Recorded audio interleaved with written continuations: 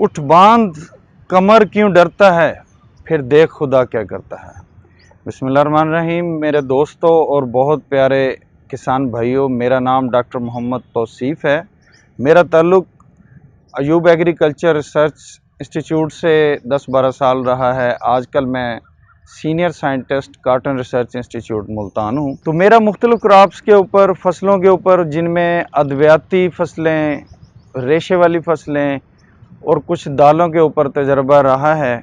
और आजकल मैं कपास के ऊपर अपनी तहकीक को कोशां रखे हुए हूँ। पौधों का रंग अक्सर मुख्तलिफ किस्म के कलर देना शुरू कर दिया, मुख्तलिफ किस्म के रंग आने शुरू होते हैं। किसान और हमारे दोस्त अक्सर इसमें बहुत ज़्यादा गहराई में इल्म नहीं रखते, तो अपनी मर्ज़ी से हर कोई उस पर फार्मूला लगा रहा होता है।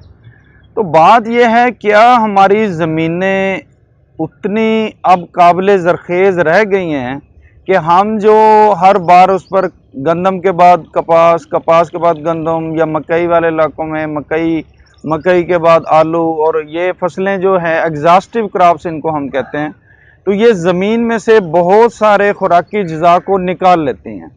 इसके अलावा हम मैकेनाइजेशन की तरफ मूव कर चुके हैं, जिसमें हम बार बार हल चलाते हैं, जिसमें जो टायर का पहिया है वो ज़मीन को सख्त कर देता है। अब पौधे ने अपनी जड़ों के ज़रिए ज़मीन से बहुत सारे खुराकी अज्जा को लेना होता है, लेकिन होता क्या है कि आप ज़मीन को इतना कम्पैक्ट यानी कि हार्ड कर चुके होते हैं, इतना सख्त कर चुके होते हैं, पहले तो जड़ें खुद नहीं उसमें जो है अपना सफ़र कर सकती, उनमें खुद मूव नहीं कर सकती, फिर उसके बाद उनकी जो खुराकी अज्जा हैं उन तक पहुंच नहीं होती।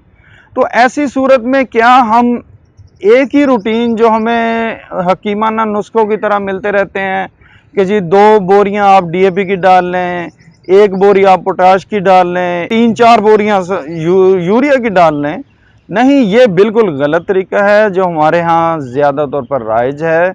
इंटरनेशनली अगर आप उन लोगों को देखें, उन अक़वाम को देखें जो इस वक्त लीड कर रही हैं, जो इस वक्त ज़राअत में बहुत आगे हैं, तो उन्होंने अपने तरीक़ाकार बनाए हैं कि वो ज़मीन का भी टेस्ट करते हैं, वो प्लांट को भी टेस्ट करते हैं, वो अपने देने वाली खुराक जो आप फर्टिलाइज़र खाद देते हैं वो भी देखते हैं कि किस हवाले की है।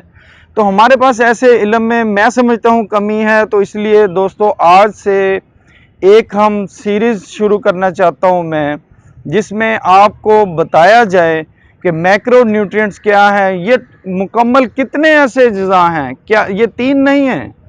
हम लोग समझते हैं, कुछ लोग जो है वो माइक्रो न्यूट्रिएंट 2 याद हैं और 2 जो है आपको याद है नाइट्रोजन हो गया, फास्फोरस हो गया।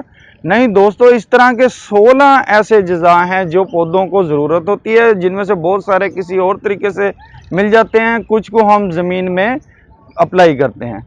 तो मेरे ख्याल में इस पर एक जामिया जो है प्रोग्राम होना चाहिए, इस पर एक जामिया हमारे किसानों को बताया जाना चाहिए कि किस खुराकी अज्जा की क्या अहमियत है, उसको हमें कैसे इस्तेमाल करना चाहिए। हम कैसे पता लगा सकते हैं हमें 1 बोरी डालनी है, हमें 2 बोरियां डालनी है, या हमें जो हमसाया एक पर्ची पकड़ा देगा और हम वो पर्ची लेकर हम जनाब हम भी 2 बोरियां, 13,000 की बोरी हो गई है DAP की, हम DAP की बोरी डाल देंगे, हम यूरिया पोटाश SOP की बोरी 9-10 हज़ार की बोरी है, हम वो डाल देंगे। नहीं दोस्तों, हमें बड़ी हिकमत के साथ चलना है। वसाइल की पहले बहुत कमी है। तो मैं आज से इंशाल्लाह आपको जो है इस खादों के ऊपर एक जामिया जो है सीरीज़ में बार बार आपके खिदमत में हाज़िर होता रहूँगा। बहुत शुक्रिया।